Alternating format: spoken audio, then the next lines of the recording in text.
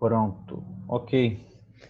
É, Nós tínhamos parado no último encontro, aqui, como eu ia falando, na página 139, né? Aqui no PDF nós estamos na página 122, tá bom?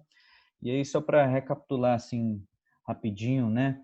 A gente discutiu no encontro passado, acho que principalmente, talvez, aí a questão do Freud ter, de alguma maneira, abandonado, né, o tratamento, né, ele que resolve encerrar aí o tratamento da jovem, e a gente estava discutindo um pouco sobre o porquê disso, né? Ele coloca aí, vamos dizer assim, como um elemento fundamental essa questão da transferência negativa, né? A gente estava discutindo as possibilidades de haver aí certa resistência por parte do Freud, levando em consideração o fato de que, bom, transferência negativa era uma coisa que não era tão estranha a ele, né? Então, ele coloca isso como um elemento fundamental para parar o tratamento e, bom, francamente, eu não... Isso para mim não me desce muito, sabe? Eu realmente não entendo o que é que aconteceu aqui. Então, a gente estava discutindo um pouco, vocês falaram também sobre as ideias de vocês no encontro passado sobre isso. E aí, bom, ele logo em seguida de ter falado, né, que tinha interrompido o tratamento, ele segue aqui, né, uma única vez, vocês vão me interrompendo aí se vocês acharem necessário, tá bom? Rafael, lembra que eu falei para você da parte de trás lá do livro da Autêntica? Aqui eles falam que o Freud interrompeu o tratamento porque ele percebeu que a jovem estava contando sonhos para ele, que ela estava inventando sonhos, sabe? Ela mentia. E aí ele resolveu encerrar o tratamento por conta dessas invenções que ela criou. Sei, sei. Eles dizem isso aí, é? Ó, durante seu curto tratamento, inventava sonhos e histórias infantis que imaginava para satisfazer seu analista.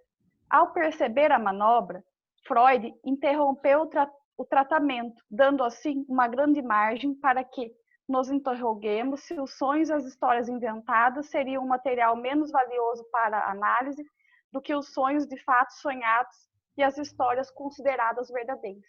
Sei, sei. Se isso aí está escrito aí, então eu acho que está errado, assim. Mas a gente vai já ver por quê, a gente vai já ver por quê. Porque o Freud, olha, até, vamos, foi bom até você ter falado isso, eu não sabia que isso aí estava escrito aí, não. Mas o que é Tá que a gente... escrito, né? Tá escrito, né? Tá escrito, mas vamos lá. No encontro passado, o que é que a gente viu? Freud, vamos até retomar né? Vamos até retomar o parágrafo. Vocês lembram que ele estava falando sobre a transferência, né, negativa, ele estava começando a colocar para a gente essas questões, e aí ele vem aqui, nessa página. Ó. Na nossa paciente não foi a dúvida, mas o fator afetivo da vingança do pai que possibilitou sua fria reserva, que dividiu claramente a análise em duas fases e tornou os resultados da primeira fase tão completos e visíveis. Parecia também que nela não se produzira nada semelhante a uma transferência para com o médico, mas isso é, naturalmente, um contrassenso ou uma forma inexata de expressão. Alguma relação com o médico tende a acontecer, e quase sempre ela é transferida de um relacionamento infantil. Na realidade, a garota transferiu para mim a profunda rejeição aos homens que sentia desde a decepção que o pai lhe infligira. Via de regra, é fácil a amargura em relação ao homem satisfazer-se no médico. Ela não necessita provocar manifestações afetivas tempestuosas, mostra-se simplesmente ao fazer fracassar todos os esforços dele e apegar-se à doença. Sei, por experiência, como é difícil levar o analisando a compreender tais sintomas mudos e tornar consciente, sem pôr em perigo o tratamento, essa hostilidade latente, muitas vezes excessivamente forte, de modo que interrompi a análise. Tão logo percebi a atitude da garota em relação ao pai e recomendei que prosseguisse a tentativa terapêutica com uma médica se a ela dava importância. Enquanto isso, a garota prometeu ao pai deixar de ver a dama, pelo menos, e não sei se minha recomendação, cujos motivos são óbvios, será efetivamente seguida. Ou seja, o que é que a gente vê aqui? O Freud está dizendo que é a transferência negativa que, vamos dizer assim, seja essa possibilidade de interrupção do tratamento, né? Aqui, nesse caso, pelo menos nessa altura do texto, ele não está falando de sonhos inventados, de sonhos que ela mentia, ele não está falando de nada disso. Embora daqui a pouco ele vá fazer algumas considerações sobre esse tema dos sonhos, mas ele vai dar um outro tipo de... Ele vai fazer uma outra discussão, ele não vai colocar nesses termos, vamos dizer assim, de que ela estava mentindo, ela estava, vamos dizer assim, inventando aqueles sonhos que ela estava contando. Vocês vão ver já o que é que o Freud de fato dizia, tá bom? Mas eu acho equivocada essa ideia de que, bom, de que ele interrompeu o tratamento porque ela mentia. Isso é falso. Ele está dizendo aqui que é a transferência negativa que vai fazer com que ele interrompa o tratamento. Tá bom? Tá claro isso, pessoal, para todo mundo aqui no texto? Tá sim. Ei, Paulo, Diga tá lá. dando para me ouvir? Tá.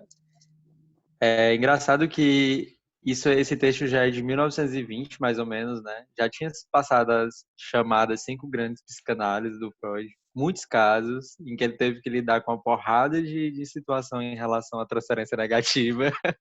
E aqui ele abandona, assim, muito fácil, sabe? Muito, muito tranquilamente. Debate pronto, né? A gente estava falando Então, sobre isso no encontro passado. Não sei se você teve. Porque você não veio, não foi, Rafael? Você viu o vídeo? não. Eu tive uma reunião e também não tive tempo de ver o vídeo ainda. Pois é, depois você Mas eu retoma vou lá o vídeo, se assistir, possível, mas vou, é vou justamente isso que a gente retomar. discutiu, né? Por exemplo, nós que estávamos discutindo lá o caso, anteriormente, o caso do Homem dos Lobos, né? Transferência negativa do talo, né? Então, assim, muita coisa colocada. O caso do Homem dos Ratos também, a gente encontra muita coisa dessa ordem, né? Bom, isso nunca foi um empecilho para ele, né? Assim, é óbvio que a transferência negativa pode ser, assim, absolutamente pode colocar, isso em termos freudianos, né? Pode colocar obstáculos bastante complicados para o tratamento e até inviabilizar a coisa. Mas, assim, não me parece que aqui, em específico, a gente tinha um quadro absolutamente isolador para o tratamento, para esses encontros, enfim. A gente estava discutindo a possibilidade disso ter alguma coisa a ver com essa questão do feminino, né, da homossexualidade, né? Então, a gente lembra, por exemplo, também das resistências a gente lembrou no encontro passado, das resistências do Freud em relação ao caso da Dora, né, que também tinha uma questão homossexual envolvida, né, com a senhora K, né, e toda a resistência do Freud em de alguma maneira reconhecer, né, essa Uhum. essa questão dentro do caso. Então a gente discutiu mais ou menos por aí. E é Colocou. interessante que ele recomendou uma médica, né? Uma médica mulher para ela, não um médico. Sim, sim, uma médica, né? Eu acho que ele estava tentando, de alguma maneira, com isso, retirar a figura do pai de jogo, né? Já que ele estava supondo aí que tinha uma questão forte de transferência negativa com o pai, enfim, pode ser isso, né? Um cálculo dele. Mas, enfim, vamos tentar continuar. E aí a gente vai chegar em outros pontos bastante interessantes aqui para a discussão. Talvez a gente, não sei se a gente consegue terminar hoje, mas enfim, vamos tentar avançar. Ele diz, ó, uma única vez nessa análise sucedeu algo que pude ver como transferência positiva, como revivescência muito debilitada da paixão original pelo pai. Também essa manifestação não estava isenta de outro motivo suplementar, mas eu a menciono porque, numa outra direção, ela coloca um interessante problema de técnica psicanalítica.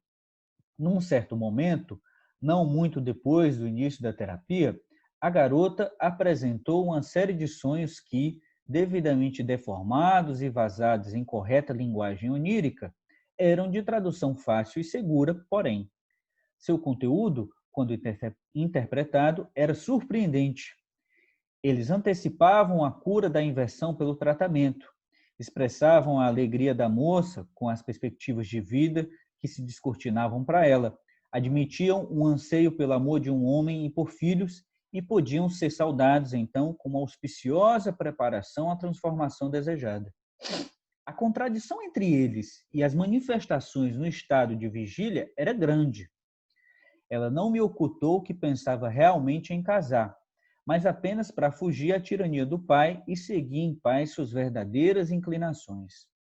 Comentou, não sem algum desprezo, que saberia lidar com o marido e que, afinal, pode-se ter relações sexuais com um homem e uma mulher ao mesmo tempo, como se via pelo exemplo da mulher que adorava.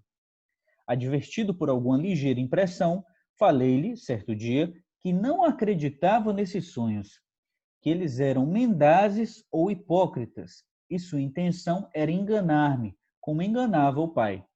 Eu estava certo, esse tipo de sonho não reapareceu depois disso. Mas também creio que, juntamente com a intenção de despistar, havia nesses sonhos um quê de sedução. Eram também uma tentativa de ganhar meu interesse e minha boa opinião, talvez para me desiludir mais radicalmente depois. Quer dizer, o que o Freud está dizendo aqui? Ele não está falando que ela, vamos dizer assim, inventou o sonho. Ela está dizendo que ele está dizendo que ela sonhou e é como se o inconsciente dela estivesse tentando enganar ela, enganar o próprio Freud, né? Como se o sonho, vamos dizer assim, criasse uma série de cenas, né? Que tentassem, vamos dizer assim, ludibriar a percepção do caso para o Freud, né? Então, por quê? Porque esses sonhos mostravam, vamos dizer assim, ela, sei lá, se casando, né? Tendo filhos, se casando com um homem, etc, etc, etc, né? E aí o Freud coloca em questão isso, né? O Freud chega a colocar para a jovem homossexual que esses sonhos eram hipócritas, né? Que os sonhos, não é que ela era mentirosa, né? Os sonhos eram mentirosos, né? Os sonhos eram mendazes, os sonhos eram hipócritas, tá bom? Isso coloca um problemão para a gente dentro de um ponto de vista técnico, né? Por quê? Porque não tem aquela história, né, de que os sonhos, vamos dizer assim, portam a verdade, né, do inconsciente, né? Então quer dizer que agora até o sonho pode mentir para a gente, né? Então Freud vai começar a discutir isso aqui para a gente, ó. Ele coloca: posso imaginar que a alusão à existência de tais sonhos mendazes e complacentes desencadeará uma verdadeira tempestade de confusa indignação em vários leitores que se intitulam psicanalistas. Abre aspas. Com o que também o inconsciente pode mentir? O autêntico núcleo de nossa vida psíquica, aquilo que em nós é tão mais próximo do divino do que nossa mísera consciência. Como será possível, então, basear-se nas interpretações da análise e na certeza de nossos conhecimentos? Né? Aí o Freud prossegue. A isso devemos responder que o reconhecimento de tais sonhos mendazes não constitui uma novidade avassaladora. Bem sei que a necessidade humana de misticismo é ineradicável e que sempre faz tentativas de reconquistar para o misticismo o território que lhe foi tomado pela interpretação dos sonhos. Mas no caso em questão, as coisas são simples. O sonho não é o inconsciente, é o molde em que pôde ser refundido, graças ao favorecimento do estado de sono, um pensamento descartado do pré-consciente ou mesmo do consciente da vida desperta. No estado de sono, ele adquiriu o apoio de desejos inconscientes, sofrendo assim distorção pelo trabalho do sonho, que é determinado pelos mecanismos que vigoram para o inconsciente. Na nossa garota, a intenção de me induzir em erro, como costumava fazer com o pai, vinha certamente do pré-consciente, se não fosse mesmo consciente.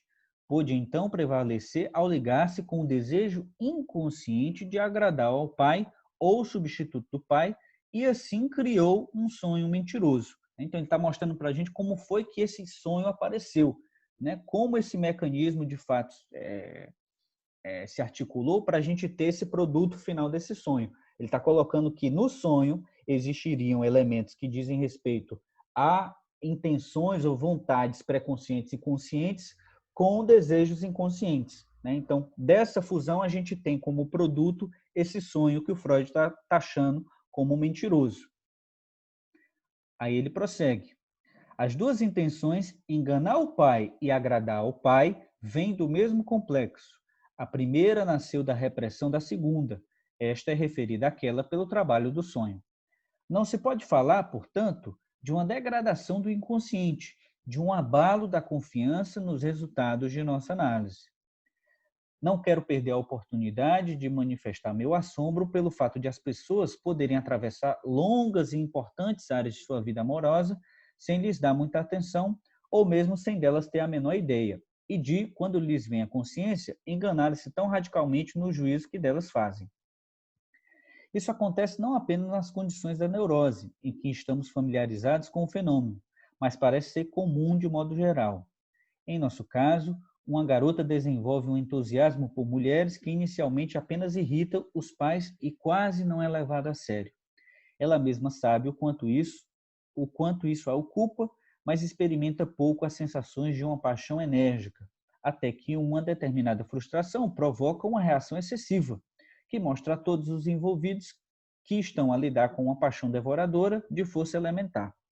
Quanto às premissas para a irrupção de tal tormenta psíquica, a garota jamais as percebeu. Outras vezes encontramos garotas ou mulheres com severas depressões que, perguntadas sobre as possíveis causas de sua condição, informam haver tido um certo interesse por determinada pessoa, mas este não se aprofundou e logo elas superaram a situação, depois que tiveram de abandoná-lo. E foi esta renúncia, aparentemente fácil de suportar, que se tornou a causa do grave distúrbio. Ou lidamos com homens que passaram por relações amorosas superficiais com mulheres e só a partir das consequências descobrem que eram muito apaixonadas pelo objeto supostamente menosprezado. Surpreendemos-nos também com os efeitos inesperados que decorrem de um aborto intencional, da liquidação de um feto que fora decidida sem lamento e hesitação. Vemos-nos assim obrigados a dar razão aos poetas que gostam de nos retratar pessoas que amam sem o saber ou que não sabem se amam, ou que acreditam odiar e na realidade amam. Ao que parece, justamente a informação que nossa consciência obtém de nossa vida amorosa pode ser incompleta, cheia de lacunas ou falseada. Naturalmente, não deixei, nessas considerações, de descontar a parte de um esquecimento posterior. Então, Freud ele fala para a gente aí dessa questão do sonho, desse aparente problema, que ele fala que não é exatamente um problema, e depois fala dessa questão da ambivalência, dos sentimentos e tal. Agora, dentro do ponto de vista técnico, é muito curioso, isso, essa história de dizer que o sonho é falso, o sonho é uma mentira, o sonho ele está tentando me enganar, o sonho, na verdade, é uma produção que eu não devo acreditar, Eu fico pensando nisso, que critérios, vamos dizer assim, a gente poderia ou não, dentro de uma perspectiva freudiana, elaborar para estabelecer a verdade ou a mentira de um sonho, Isso gera um problemão para a gente, eu acho que... Eu não, ia perguntar se alguém tinha conhecimento de outras passagens de algo relacionado a isso, assim. Eu não conheço. Se alguém conhece, levante a mão, mas eu não me lembro de algo desse tipo. Inclusive, na interpretação dos sonhos, esse problema ele não aparece, não. É tanto que ele diz aqui, é um problema que ele lança a questão, lança essa história dos sonhos mentirosos, e aí ele diz, olha, isso aqui pode gerar uma confusão medonha e tal, para quem é psicanalista, É como se ele estivesse apresentando o problema agora, Então, eu, pelo menos, não me lembro, pode ter passado batido, mas eu não me lembro dele falando de algo desse tipo, Mas é a complicação, por exemplo, de você trabalhar com esses termos, você trabalhar o discurso a partir desses termos de verdade ou mentira, Porque é quase como se você tivesse... O Freud tem isso, Ele às vezes parece até uma espécie de juiz, No sentido de que ele está procurando, vamos dizer assim, o que é verdade, o que é mentira. Tem sempre essa coisa meio de que o analisando ele está tentando enganar ele, em relação isso inconsciente, O inconsciente do analisando está tentando me enganar porque tem uma resistência aí e eu tenho que lidar com essa resistência. Ele está falando uma coisa, mas ele quer dizer o exato oposto, Tem sempre essa questão de certa posição de descrédito em relação ao discurso, Porque é como se ele sempre tivesse é como se ele tivesse frequentemente sendo colocado à prova, né? Sendo colocado em erro, né? E se ele não tiver uma visão muito ampla, uma visão realmente complexa sobre o problema, ele vai por caminhos que não fazem muito sentido. É como se o inconsciente tivesse até certa intencionalidade, né? Certa intencionalidade no sentido de, bom, vou levar aqui o Freud para um caminho que não é o correto. Por quê? Porque eu não quero que ele chegue no núcleo do problema, né? Então, o inconsciente leva ele para outro canto, né? Então, assim, eu acho problemático esse tipo de coisa, sabe? Dentro de um ponto de vista discursivo, o Lacan chega até a advertir em certos momentos sobre esse problema, né? Ele vai falar que essa questão da verdade ou da mentira não faz o mínimo sentido, né? Dentro de um ponto de vista técnico nosso, né? De análise. Se o analisando está mentindo ou está falando a verdade, né? Isso não deveria nos interessar, porque a gente vai buscar justamente as determinações do discurso, a gente vai trabalhar com aquilo que aparece, né? Quem trabalha a partir dessas categorias, né? De que está sendo enganado, está me enganando, está mentindo, é o quê? É juiz, né? Advogado mesmo, né, pessoal? Sim, você vai buscar, é outro tipo de relação com o discurso, né? Qual aquele aforismo do Lacan talvez seja interessante aqui, né? Dizendo que a verdade tem estrutura de ficção, né? O que é isso, né? Se não uma espécie de tentativa de demolir essa dicotomia, né? Muito própria da nossa discursividade, essa dicotomia verdade e mentira, né? Enfim, não sei, eu acho problemático isso. Sabe o que eu pensei desses sonhos? O que é que você pensou? O que eu pensei, posso ter pensado besteira, né? Mas que ela estava inventando o sonho para contar para ele, sabe? Não que o sonho era o que ela sonhava era mentiroso, mas que ela estava inventando a história do sonho para poder contar para ele. Foi isso que eu pensei, né? Mas não importa, como você está dizendo, se é verdade ou se é mentira. Mas foi nessa linha que eu pensei, sabe? O Freud não coloca isso em questão, né? Ele não fala que ela inventou o sonho, né? Isso não entra em nenhuma consideração dele aqui no parágrafo, né? O que ele vai mostrar é que é outra questão, né? Não é o inconsciente dela que está apresentando esse sonho, né? Ele não está falando que ela inventou deliberadamente o sonho. Eu vou inventar um sonho aqui para sacanear o Freud. Ele não está falando isso aqui nos parágrafos. Ele está mostrando um outro problema. No inconsciente pode ser que sejam produzidos sonhos que, na verdade, queiram levar a gente para lugares que não são tão interessantes, da gente caminhar na análise. Está mostrando isso, né? Não é uma vontade intencional dela. Mas eu tinha entendido aí pelo decorrer do texto que era uma vontade consciente e pré-consciente, e aí isso se colocaria sobreposto à expressão do inconsciente, que seria alguma coisa relacionada com o pai. Mas não que o inconsciente necessariamente queria enganar. Mas a manifestação do sonho é misturado com o elemento pré-consciente. Mas esse é o ponto, né? Todo sonho, pessoal, ele tem elementos conscientes, pré-conscientes e inconscientes. Isso dentro de um ponto de vista freudiano. Por quê? Porque se a gente for ver, por exemplo, a história dos restos diurnos, né? Então, por que ele pergunta como é que foi o dia anterior, né? O que é que você viu, né? O que é que você viu no dia anterior? Você andou por onde? Ele está elaborando justamente a ideia de que sempre num sonho, que é uma formação própria do inconsciente, de um desejo inconsciente, a gente encontra elementos conscientes também. Agora, esse é o ponto, né? A gente tem uma ligação desses elementos inconscientes com esses elementos pré-conscientes conscientes. Sem essa, inclusive, é a condição de que o sonho apareça que o sonho seja formado, seja produzido, apareça no consciente, né? Enquanto a gente está dormindo. A condição é de que esse elemento que é inconsciente consiga se ligar com algo do pré-consciente consciente, porque senão não tem como ele aparecer na consciência, não tem como ele atravessar, vamos dizer assim, sem um tipo de deformação, sem um tipo de ligação, né? Então, no sonho está sempre em jogo essas questões, mas a gente não pode achar que o sonho, vamos dizer assim, ele é uma coisa consciente, né?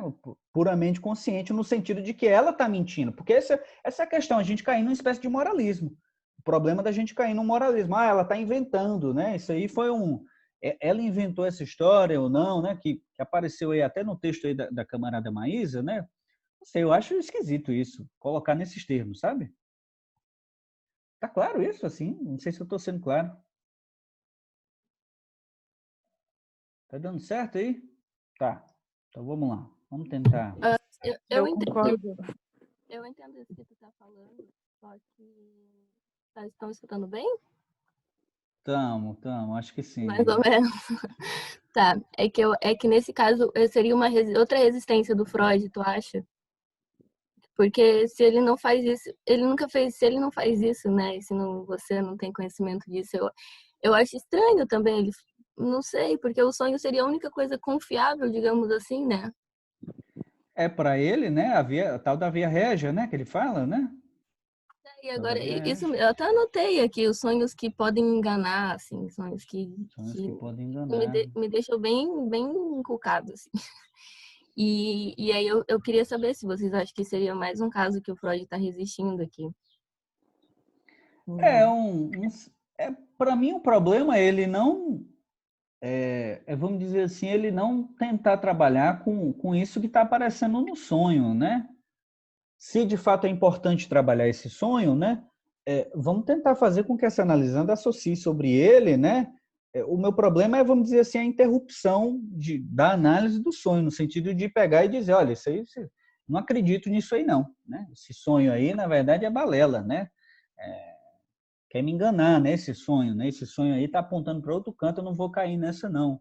Eu não sei se essa talvez seja a estratégia mais interessante para trabalhar algo dessa ordem. Eu questiono bastante essa posição, sabe? Ele já coloca para ela, ele devolve dessa forma já para ela, né, como elaboração dele, assim, que quer me enganar. E é isso que você falou, não deixar ela trabalhar em cima, né, do sonho. Porque esse é o ponto, né? É como se ele olha isso, né? É como se ele acreditasse na literalidade do sonho. Ele acreditasse que realmente ali a mulher, a jovem homossexual sonhou que quer um homem, né? Que quer casar e tal.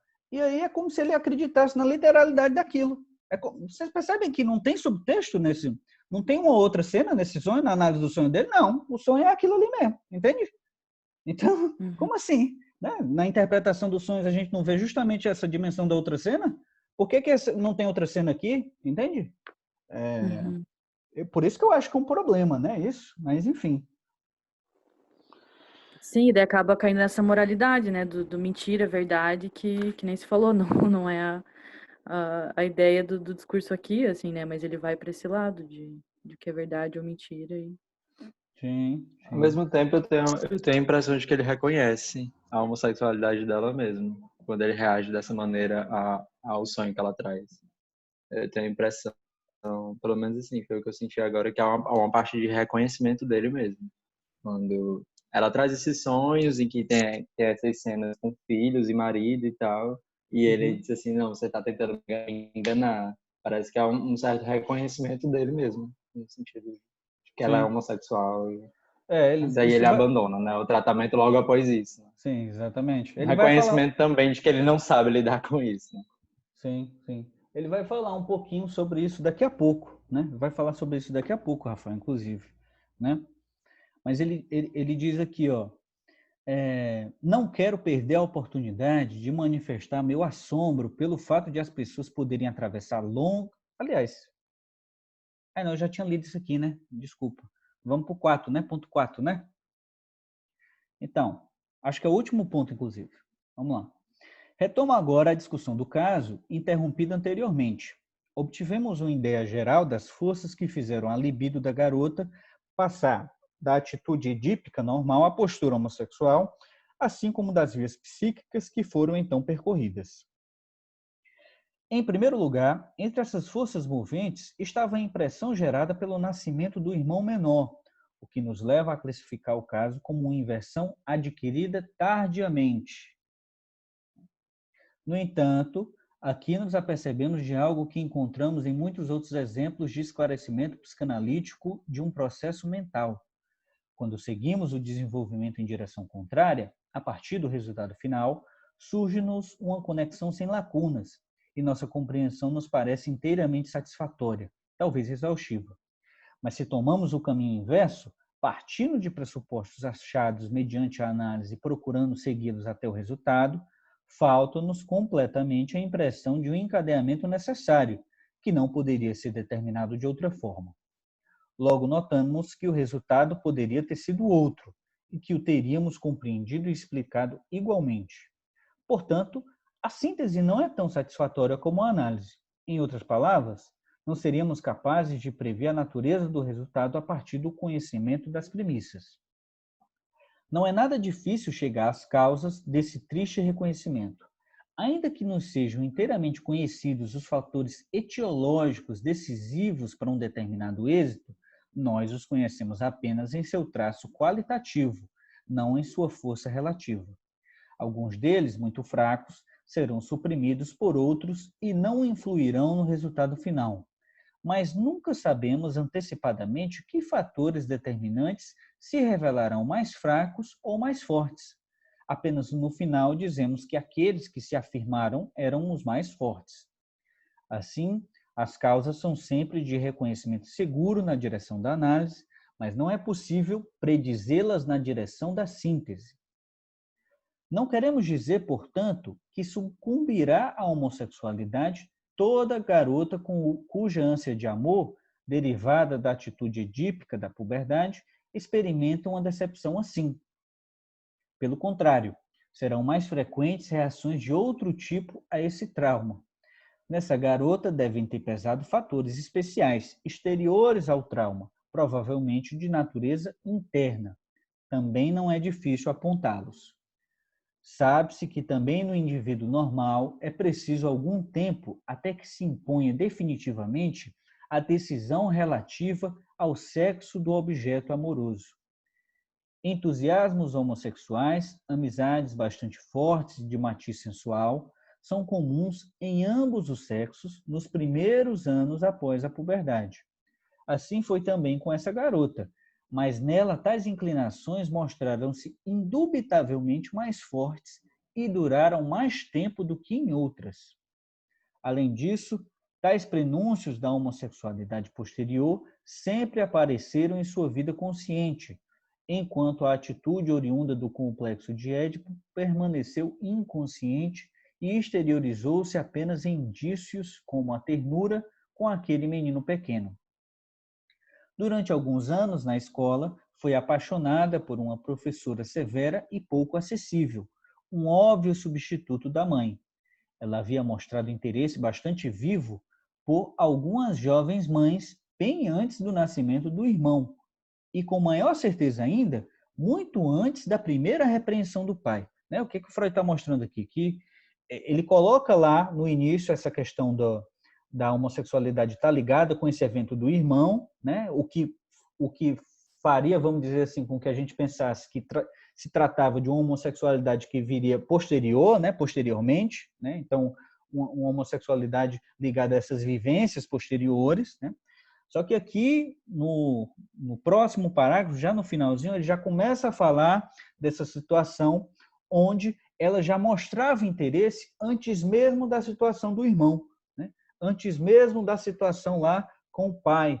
Então, ele está mostrando, olha, tem essa situação aqui que eu estou colocando, mas tem outras anteriores. Então, como é que a gente fica? Então, ele está mostrando isso. Aí ele continua. Portanto, desde muito cedo, a sua libido fluiu em duas correntes, e delas a mais superficial pode ser facilmente designada de homossexual. Esta era, provavelmente, a continuação direta e não modificada de uma fixação infantil na mãe. É possível que, com nossa análise, não tenhamos descoberto senão o processo que, numa ocasião apropriada, levou também a corrente libidinal heterossexual, mais profunda, à corrente homossexual manifesta. A análise demonstrou, além disso, que a garota trouxera da infância um complexo de masculinidade bastante acentuado. Vivaz, combativa, nada disposta a ficar na sombra do irmão um pouco maior, desde aquela inspeção dos genitais ela desenvolvera uma forte inveja do pênis, cujos derivados ainda lhe tomavam um pensamento. Ela era, na verdade, uma feminista. achava injusto que as garotas não gozassem das mesmas liberdades que os meninos e revoltava-se contra a sina das mulheres. Na época da análise, a ideia de engravidar e ter filho não lhe era agradável. Também suponho, pela deformação física que envolvia. Seu narcisismo de garota, que não mais se exteriorizava como orgulho de sua beleza, havia recuado até essa defesa. Deixa eu ver aqui essa nota 8, né? Mas interessante, né, ele classificar ela como uma feminista, né? Quer dizer, alguém que não vai, vamos dizer assim, baixar a cabeça, né? Não tem que ficar na sombra do irmão, né? É alguém que é combativo, alguém que é vivaz, né? Embora ele aqui junte essa questão junte todos esses comportamentos nessa categoria de complexo de masculinidade, né? Quer dizer, ele está colocando justamente essas características como algo muito próprio aí de uma determinação masculina. Então, você tem um complexo de masculinidade, né? Você quer entrar, você quer, vamos dizer assim, assumir esse tipo de posição, né? Enfim, na nota 8, ele só diz assim, CF. A admissão de Cremilda na canção dos Nibelungos. Acho que isso aqui tem a ver com ópera, com Wagner, não sei não, mas não sou tão erudito assim não. Se alguém tiver alguma ideia do que é isso, mas enfim, parece uma referência do Freud, né? PH, Oi. Isso me lembrou a forma como ele retratava a irmã do Homem dos Lobos, sabe? Porque, de certa forma, ela poderia ser enquadrada como feminista também, né? E em nenhum momento ele colocou ela dessa forma, né? Pelo contrário, ele depreciava ela na forma como ele escrevia, né? Ele usou até o primo do Homem dos Lobos como referência para falar que ela era realmente uma figura sedutora enfim. Achei bem interessante ele trazer essa questão do complexo de masculinidade associado a ser feminista, né? Sim, pois é. Diga lá, Johan. Não, é só uma coisa que a gente já anda comentando, mas é muito foda essa posição do Freud de colocar a atividade como masculina, porque qualquer pessoa, então, que faz alguma coisa, já vira homem. E aí você mata qualquer perspectiva de uma outra feminilidade que não é essa que ele está colocando, embebida de um machismo da época aí. Não sei, é meio tosco. Vira num debate meio tosco no final das contas. Eu acho que aqui é interessante tu trazer isso, porque ele não fala sobre a passividade e atividade nesse texto. Não sei se vocês estão reparando isso, assim. No texto do Homem dos Lobos, ele fala o tempo todo em atividade e passividade. E aqui ele traz essa ideia de masculinidade. E eu fico um pouco, sabe, perdida, assim, com relação aos termos, digamos assim. Sim. Ele não falou no começo da libido ser uma propriedade masculina porque ela era ativa? Ou foi no Homem dos Lobos? Que a gente foi um emendado no outro aí, acho que talvez eu tenha me confundido. Eu acho que é no Nome dos Lobos, cara. Acho que é o Nome dos Lobos. Aqui ele faz mais essa discussão de realmente masculino e feminino, né? Mas aqui, nesse parágrafo em específico, eu acho que o que chama atenção para mim, pelo menos, é quase que essa coisa também meio moralista, né? Que o Johan estava e percebam, né, que não à toa ele vai falar depois que ela não quer engravidar, né? Ela não quer engravidar, né? Que é justamente isso, é como se a função da mulher, a mulher que não tem complexo de masculinidade, o que é que ela quer? Ela quer engravidar, óbvio. Ela quer engravidar, né? Ela quer entrar nessa lógica aí de procriação, né? De reprodução, né? Então, são coisas bastante questionáveis para a gente, né? Eu lembrei aqui, PH, eu estava lendo essa semana o livro Escritos Clínicos, né, que é do Sérgio Leclerc. E o Sérgio Leclerc vai bem nessa discussão aqui, assim, todo o tempo, no início. Quando ele vai falar sobre questão de função da mãe, função do pai, ele vai retomar a forma como aqueles que escreveram a psicanálise, de certa maneira, enquanto a grande maior parte foram homens, eles só sabiam fabricar todo o tempo e continuamente, repetidamente mãe. Então, se você parar para fazer uma análise bem mais fina da forma como os homens escrevem psicanálise, e quando eles vão falar sobre a questão do feminino e da mulher, eles vão estar todo o tempo reproduzindo mãe, portanto, reproduzindo a mulher cujo propósito é procriar, ou a mulher cujo propósito é reproduzir e reproduzir como homens. E aí o Sérgio Leclerc fala disso assim de uma maneira impecável, né? E vai falar, por exemplo, que até a própria mulher, quando ela vai produzir um modelo para si mesma, é aquele modelo que ele é colonizado pela visão masculina. Então Sim. ela já vai na direção, por exemplo, de uma certa procriação, de uma certa reprodução genital heterossexual. É interessante, o livro do Leclerc é muito bom para debater essas questões aqui, que é a forma como o Freud está falando sobre complexo de masculinidade, sobre o que é a mãe, sobre o que é a mulher e qual é o objetivo da mulher. É a forma como a grande maioria dos homens em psicanálise escreveram sobre as mulheres, né? Que é fabricando mãe em todo o tempo. Sim, sim. E é isso, eu fui pegar aqui o livro porque eu queria mostrar para vocês.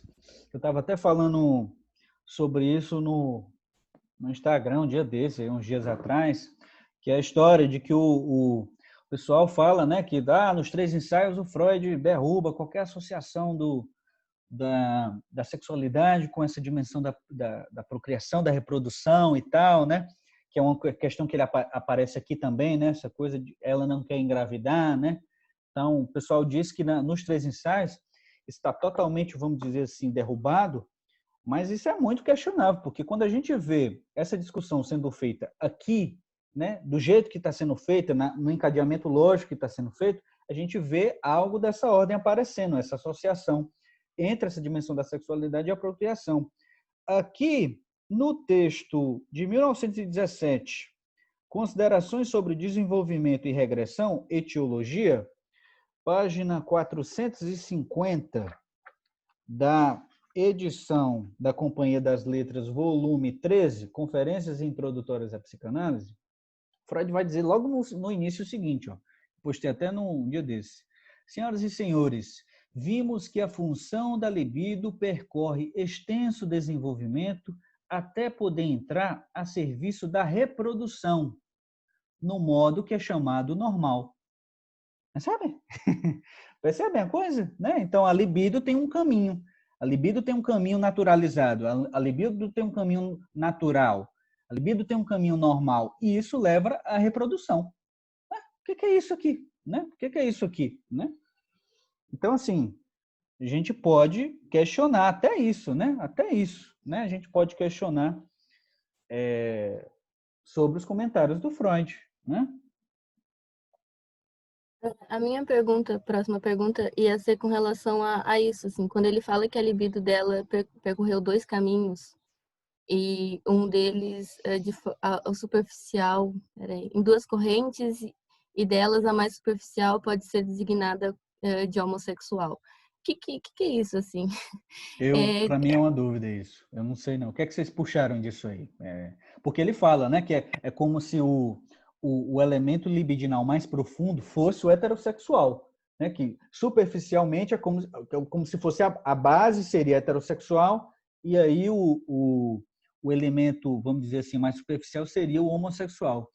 Eu nunca vi ele falando nesses termos.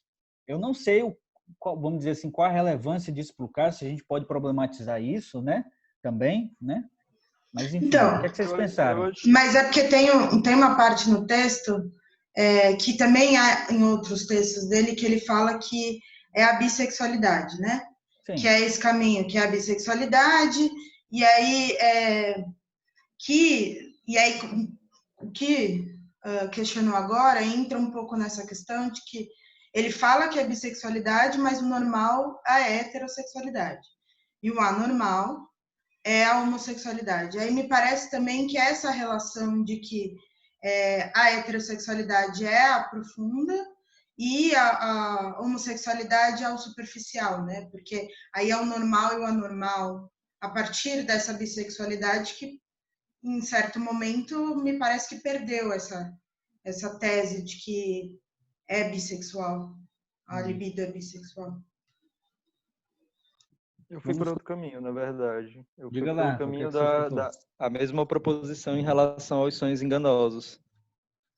Existe todo um aparato em relação à construção do que é o aparelho psíquico por Freud, uma série de ferramentas teóricas e também imaginárias que eu acho que é preciso uma certa, digamos assim, usando o termo dele, uma certa combatividade para conseguir manter a estrutura desse aparato. Então, por exemplo, quando você pensa nas origens da estrutura do aparelho psíquico, quando Freud vai estruturar isso, e a forma como ele coloca constantemente a questão da heterossexualidade, ele pauta isso muito fortemente, vai ser a mesma coisa de a sensação que ele teve, por exemplo, quando foi escutar a relação dos sonhos e ele, digamos que inventou uma nova proposição para os sonhos para poder dar conta daquilo que ele estava recebendo. Assim como, por exemplo, escutar essa homossexualidade e inventar agora, por exemplo, que existe uma libido hétero e uma libido homo e que uma é parcial e outra é mais fraca. E, eu não sei, eu sinto que é a forma dele se desvencilhar, de certa maneira, as coisas que vão aparecendo na clínica, mas, ao mesmo tempo, tentar sustentar toda a conceitualização teórica que ele já vem criando há muitos anos. Eu tive essa impressão. Assim. Alguém mais tem algum comentário? Pensou alguma coisa? A mim deu a impressão que quando ele fala sobre superficialidade, ele se refere ao que mais aparece, assim, mais evidente. De evidência ou fora de evidência, sabe? Entendi. Eu vi também pelo lado, assim, né, de talvez ele ter colocado isso como superficial, porque ele diz que é um caso, né, de inversão tardia, né? Então, em um primeiro momento, ela teria passado por um percurso que resultaria numa heterossexualidade, e a partir dessa vivência que teve, né, posterior, com relação ao irmão, que teria gerado essa corrente homossexual. Aí foi nesse caminho, mais ou menos, que eu li. Sim, sim. Eu sinceramente, eu fico muito na dúvida, sabe? Eu gosto da saída do Juliano, o camarada Juliano trouxe, eu gosto dessa saída, assim, mas eu não estou tão certo dela, não. Para mim é um incógnito o porquê dele ter colocado isso nesses termos, né? Porque é quase como se ele estivesse dizendo, né, que... Mas esse é o ponto, né? Como é que algo mais profundo, no final das contas, não é determinante, né? Não é determinante no sentido da escolha de objeto, né? Como é que algo que é mais profundo, né? Que ele está falando dessa libido heterossexual, não vai, no final das contas, ensejar um engajamento heterossexual, né? Se esse elemento libidinal heterossexual ele é mais profundo, por que ele não desemboca em heterossexualidade, né? Não sei se isso vai ficar mais claro depois, porque daqui a pouco ele vai falar sobre a questão do objeto, né? Vamos deixar essa em suspenso e aí a gente tenta retomar ela, vamos ficar com ela, vamos dizer assim, na nossa cabeça e a gente tenta retomar se der um estalinho, porque eu acho que ele vai falar daqui a pouco sobre algumas coisas que tem a ver com isso. Não me lembro muito bem, mas eu acho que sim. Tá bom? Porque ele diz aqui, ó, a análise demonstrou, além disso, a tal do complexo de masculinidade que a gente discutiu, né? Aí ele segue, a partir da nota 8. Diferentes indícios apontavam, naquele tempo, para um forte prazer em olhar e exibir-se. Quem não quiser ver diminuído o papel da aquisição na etiologia, chamará a atenção para o fato de que o comportamento da garota, como foi aqui descrito, era exatamente o que havia de resultar do efeito conjunto da negligência materna e da comparação de seus genitais com os do irmão, dado uma intensa fixação na mãe. Também aqui existe a possibilidade de fazer remontar ao cunho deixado por influência externa, atuante bem cedo na vida, aquilo que se gostaria de ver como peculiaridade constitucional. E parte dessa aquisição, se realmente ocorreu, deverá também ser creditada à constituição inata. Assim se junta e se mistura continuamente na observação o que na teoria queremos separar como um par de opostos, herança e aquisição. Então, o que ele está mostrando para a gente? Né? Que, ele vai continuar aqui, vai ficar mais claro. Ele vai dizer, ó, se um desfecho provisório da análise levou à afirmação de que se tratava de um caso de aquisição tardia da homossexualidade, o reexame do material que agora empreendemos nos faz concluir que é antes um caso de homossexualidade congênita, que, como de hábito, fixou-se e mostrou-se inequivocamente apenas depois da puberdade. Cada uma dessas classificações faz justiça a apenas uma parte das coisas verificáveis pela observação e negligencia a outra parte. O melhor é não atribuirmos demasiado valor a essa colocação do problema. Então, o que ele está mostrando para a gente? Que é uma coisa que ele até aparece no início do ensaio, né? do relato do caso. É congênito, né? Inato, ou então é adquirido? Né? Aí ele vai dizer, essa pergunta não está colocada de um jeito esquisito e tal, não é tão interessante. E aí aqui é como se ele estivesse mostrando um porquê, né? De que se a gente decide por um lado, a gente estaria, vamos dizer assim, negligenciando o outro lado do problema. Então, se a gente diz que é inato, a gente está negligenciando que teriam fatores aí dentro do caso, observados durante a análise, que apontam para essa dimensão ontogenética, né? Que apontam para essa coisa do adquirido. Então, ele está colocando as duas coisas como fundamentais para a compreensão desse caso aqui de homossexualidade, né? Que é clássico do Freud, né? Em Freud a gente sempre encontra uma interação entre filogenético e ontogenético, entre aquilo que é inato e aquilo que é adquirido, né? A gente não pode pensar isso de forma pura, né?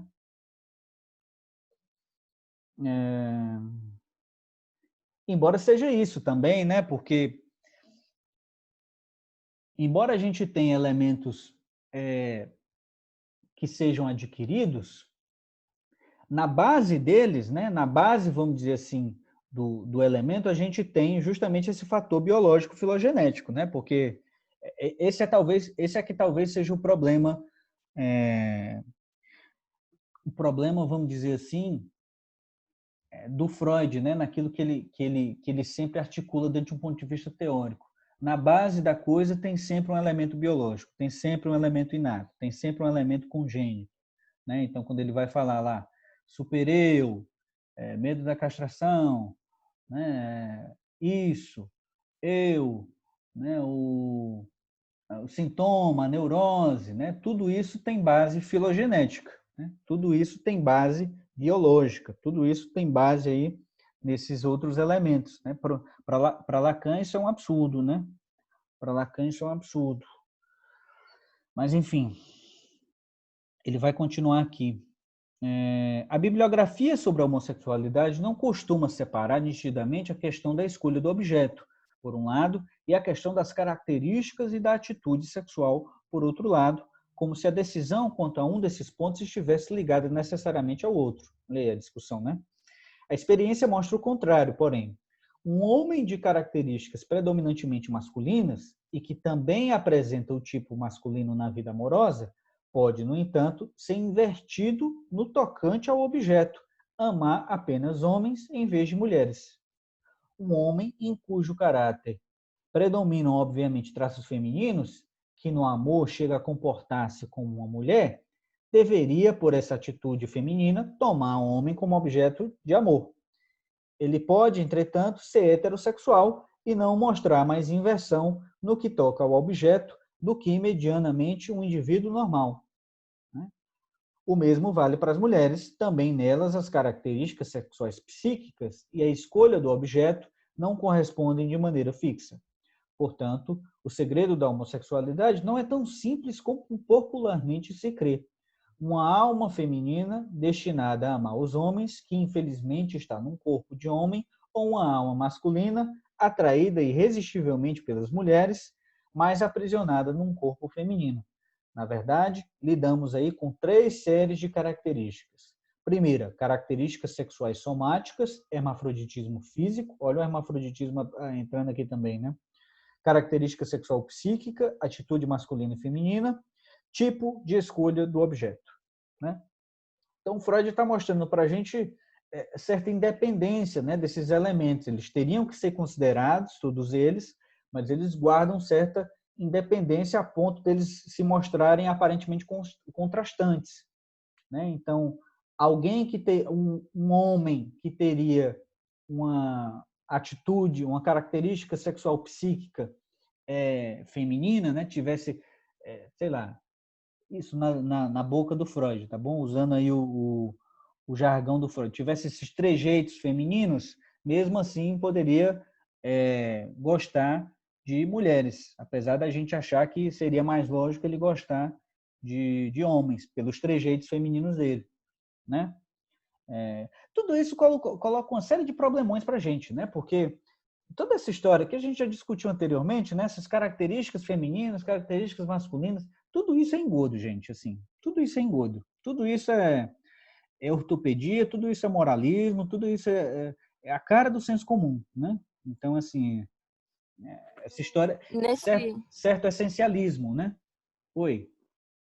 Nesse caso, então, o que ele tá nos mostrando aqui é que, independente da atitude masculina que a moça tinha, ela poderia ser heterossexual, é isso, né? Poderia. Porque são coisas independentes, é isso, né? A postura dela, a escolha objetal, tudo são independentes, na verdade, né? São independentes, né? Ele vai analisar, na verdade, as 3 séries de características, né? Num caso desse tipo, ele analisa as 3 séries de características, que é como se elas tivessem, vamos dizer assim, elas precisassem ser avaliadas, né? Para a gente poder pensar, né? Então, é por isso que ele diz, né, que a fantasia que popularmente se crê é essa, né? Uma alma feminina destinada a amar os homens que infelizmente está num corpo de homem, né? Então ele tá tentando derrubar esse mito, né? Aí ele diz, na verdade lidamos aí com 3 séries de características: características sexuais somáticas, hermafroditismo físico, característica sexual psíquica, atitude masculina e feminina, tipo de escolha do objeto, que até certo grau variam independentemente uma da outra e que nos diferentes indivíduos se acham em permutações várias, né? Uma bibliografia tendenciosa dificultou a nossa visão desses nexos, destacando por motivos práticos a conduta no terceiro ponto, a escolha do objeto, o único a chamar a atenção dos leigos, e também exagerando a fixidez da relação entre este e o primeiro ponto. O que é que ele está dizendo? Ele está dizendo que os leigos eles tomam somente essa história da tipo de escolha do objeto, né? E características sexuais somáticas, como se isso tivesse, vamos dizer assim, amalgamado de forma mais forte. Então, se eu tenho um pênis, eu naturalmente gosto de mulheres, né? O meu tipo de escolha de objeto vai ser mulher, né? Então, ele está mostrando que os leigos veem dessa forma. Ele está tentando quebrar com esse pensamento, né? E aí ele diz... Mas então eu não entendi. Oi. Eu não entendi. O que você não Aí eu não entendeu? entendi. Porque se ele está tentando derrubar com essa ideia, qual é a ideia da característica da atitude sexual psíquica? Pois é. Pois isso que eu ia falar agora. Não estou entendendo. Né? Para quê? Porque é um contrassenso, né? É um contrassenso, né? Você ia falar, Martina? Porque justamente isso, né? Ele fala aqui essa frase, né? Que nos diferentes indivíduos se acham em permutações várias. Mas aí ele tá pautado, né? O parâmetro dele para essas características, aí, essas 3 séries, é essa coisa fechada do masculino, feminino, né? Essa frase ali que ele fala, que no amor chega a comportar-se como uma mulher, mas, né? O que é isso, né? Exatamente, né? Exatamente, né? Fantástico. Muito boa observação de vocês. Mas ele continua. E ela obstrui seu caminho para uma compreensão mais profunda de tudo isso, que é uniformemente chamado de homossexualidade, ao recusar 2 fatos fundamentais descobertos pela pesquisa psicanalítica. O primeiro, que os homens homossexuais experimentaram uma fixação particularmente forte na mãe. O segundo, que todos os indivíduos normais deixam transparecer, ao lado de sua heterossexualidade manifesta, uma considerável medida de homossexualidade latente ou inconsciente. Levando-se em conta esses achados, cai por terra certamente a hipótese de um terceiro sexo criado pela natureza num momento de capricho. Tese bastante conhecida entre os psicanalistas, né? Então, os homossexuais têm certa fixação na mãe, né? Então, Freud está corroborando essa tese aqui, né? Aí ele continua. Não cabe à psicanálise, olha, esse parágrafo é importante. Não cabe à psicanálise resolver o problema da homossexualidade. Ela tem de contentar-se em desvendar os mecanismos psíquicos que levaram à decisão na escolha do objeto e em seguir os caminhos que vão deles às disposições instintuais. Né? Então, a psicanálise não é o nosso papel, enquanto psicanalista, não é o papel da psicanálise, resolver o problema da homossexualidade. A gente teria só que desvendar esses mecanismos psíquicos que fizeram com que a gente chegasse numa determinada escolha de objeto. É como se ele estivesse dizendo assim, não tem por que ter cura, entende? Não tem por que a gente, vamos dizer assim, fazer uma espécie de inversão. Pelo menos eu leio mais ou menos nessa ordem. Né? Não cabe a psicanálise resolver o problema da homossexualidade. Ela tem de contentar-se em desvendar os mecanismos psíquicos que levaram à decisão na escolha do objeto e em seguir os caminhos que vão desde as disposições instintuais. Essa é a nossa tarefa. Ele continua. Então, ela para e deixa o restante à pesquisa biológica, que justamente agora, com as experiências de Steinach, traz informações bem significativas sobre a influência que a segunda e a terceira série de características acima mencionadas sofrem da primeira. Quer dizer, esse é que é o movimento interessante. Ele renuncia, né, a essa dimensão da inversão, né, no sentido do tratamento, só que ele diz, né, que a pesquisa, vamos dizer assim, mais bruta, no que diz respeito a essa questão, deve ser feita pela biologia. É a biologia que vai ter essas respostas, entende? Então, a psicanálise ela não pode dizer muita coisa sobre isso. A gente só desvenda os mecanismos e tal, e é a biologia que vai mostrar como é que as coisas se fundamentam, como é que as coisas ocorrem, entende? Então, ela para e deixa o restante à pesquisa biológica, que justamente agora, com as experiências de Steinach, traz informações bem significativas sobre a influência que a segunda e a terceira séries de características acima mencionadas sofrem da primeira. Né? Vocês lembram das três? Voltar. Primeira, características sexuais somáticas. Segunda, característica sexual psíquica. Terceira, tipo de escolha de objeto. O que ele está dizendo? Então, ela para e deixa o restante à pesquisa biológica, que justamente agora, com as experiências de Steinach, traz informações bem significativas sobre a influência que a segunda e a terceira série de características acima mencionadas sofrem da primeira. Né? Ela se acha no mesmo terreno da biologia, tomando por pressuposto uma bissexualidade original do indivíduo humano, como do animal. Mas a essência do que é chamado de masculino e feminino, no sentido convencional ou no biológico, a psicanálise não pode esclarecer. Ela adota os dois conceitos e os toma por base de seus trabalhos. A gente não pode esclarecer o porquê que o feminino tem a ver com essa coisa, né, dele, todas as características que ele mencionou anteriormente. A gente só adota esses conceitos e, no final das contas, toma eles como base para os nossos trabalhos. Mas a gente não pode esclarecer assim, realmente o porquê disso acontecer dessa forma. Está colocando para a biologia. Percebam. Aí ele diz, né? Se procuro examiná-los mais, a masculinidade se dissolve em atividade e a feminilidade em passividade, o que é pouco.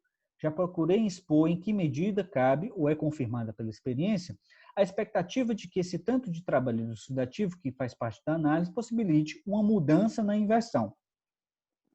Comparando esse grau de influência, as formidáveis transformações que Steinach obteve, em alguns casos, com suas intervenções cirúrgicas, a impressão feita não é grande. Seria uma precipitação e um nocivo exagero, porém, se desde agora tivéssemos esperança de uma terapia da inversão que fosse de uso geral. Os casos de homossexualidade masculina em que Steinach teve êxito preencheu a condição que nem sempre se acha de um nítido hermafroditismo somático. O tratamento de uma homossexualidade feminina, por via análoga, é muito pouco claro no momento. Se consistisse na remoção dos ovários, provavelmente hermafroditas, e na implantação de outros, que se espera serem unissexuais, ele teria pouca possibilidade de aplicação. Uma mulher que se sente masculina e que amou de maneira masculina dificilmente permitirá que lhe imponham o papel feminino se tiver de pagar essa transformação não inteiramente vantajosa com a renúncia à maternidade. Né? Então, aqui tem muita coisa para a gente discutir. Né? Primeiro, quem é esse Steinach? Né? Steinach, né? Quem é esse cara? Né? Isso aqui só aparece aqui, pessoal? Não aparece só aqui, não. Tá bom? Esse Steinach, essa referência, ela está para o Freud colocada desde os 3 ensaios sobre a teoria da sexualidade. Se vocês forem lá para os 3 ensaios, vocês vão ver referências ao Steinach em 2 momentos, né? Em um deles no texto mesmo, né? No texto original, e em outro numa nota que foi acrescentada, inclusive, em 1920, tá bom? Quem era esse tal desse Steinach, né? Steinach era meio que, eu não entendo muito de biologia, mas é alguém que, vamos dizer assim, estava interessado nessa história das glândulas, né? Da endocrinologia? Exatamente, da endocrinologia, exatamente. Então, o Steinach, ele fazia alguns experimentos lá na época do Freud, né? O que ele fazia? Ele pegava uns porcos, não sei se é porquinho da Índia ou é porco mesmo, um tipo de porco. E ele colocava glândulas masculinas em porcos fêmeas, né? E aí ele percebia que mudava os comportamentos, né? E aí ele começou a fazer uma série de experimentos desse tipo e propôs esse tipo de coisa para homens também, para seres humanos, né? E aí, obviamente, isso acabou dando ensejo para uma série de compreensões de que seria possível um tipo de terapia de reversão sexual, né? De cura da homossexualidade. Você injetaria esses hormônios, né? E a gente teria, vamos dizer assim, uma solução para esse problema da homossexualidade, como Freud coloca lá em cima, né? Então, é muito interessante isso, né? E depois isso virou, assim, teve muita confusão em relação a essa questão, né? Porque aqui é como se a gente não tivesse uma discussão política do Freud, né? Sobre essa questão da endocrinologia, dos hormônios e tal. É como se essa discussão política ela tivesse ausente em todas essas considerações dele sobre a homossexualidade e tal. Isso meio que fica de lado, que é uma coisa que até a gente veio conversando anteriormente, né? E é muito curioso como, por exemplo, os cientistas nazistas, eles vão se apoiar justamente nos trabalhos do Steinach para proporem uma espécie de cura da homossexualidade, né? Então, eles vão, a partir disso, fazer todo um programa de intervenção nesse tipo de campo, né? Então, é difícil. Percebam o problemão que é fazer uma discussão desse tipo sem uma espécie de referência política, sem uma espécie de compreensão de uma discussão um pouco mais refinada sobre esses problemas, porque a gente vai caindo num abismo, né? Se a gente não tem essa discussão política forte, né? Então, vou até pegar para vocês aqui, eu tinha separado mais ou menos quando é que aparece esse tal do Steinach aqui nos 3 ensaios. Vou mostrar para vocês. Aparece na página 36. Inclusive, vocês lembram que eu disse que tinha uma nota, foi no primeiro encontro, numa nota lá do Freud, em que ele fala que a ausência de pai forte geralmente favorece a homossexualidade? Vocês lembram que é uma nota de rodapé? Então, na mesma nota de rodapé, ele fala do Steinach, né? Aí ele vai dizer o seguinte: nos últimos anos, trabalhos de biólogos, em particular de Eugen Steinach, lançaram viva luz sobre as pré-condições orgânicas do homoerotismo e das características sexuais em geral. Com o experimento da castração seguida do implante de gônadas do outro sexo, conseguiu-se transformar machos em fêmeas e vice-versa, em diferentes espécies de mamíferos. A transformação atingiu, mais ou menos completamente, os caracteres sexuais somáticos e a conduta psicossexual, ou seja, erotismo de sujeito e de objeto.